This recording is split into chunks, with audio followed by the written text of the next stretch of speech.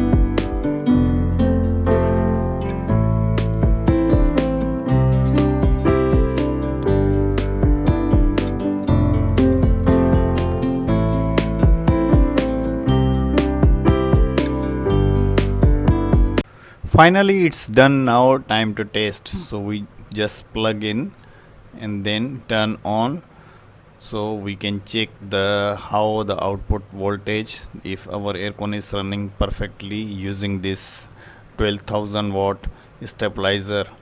So Sometime the electricity is here in the Pakistan low and high, so it will automatically control by this one. Sometime we use the two phase, and then sometime we use the single phase. Now it's working perfectly. As you can see, aircon is on using this stabilizer.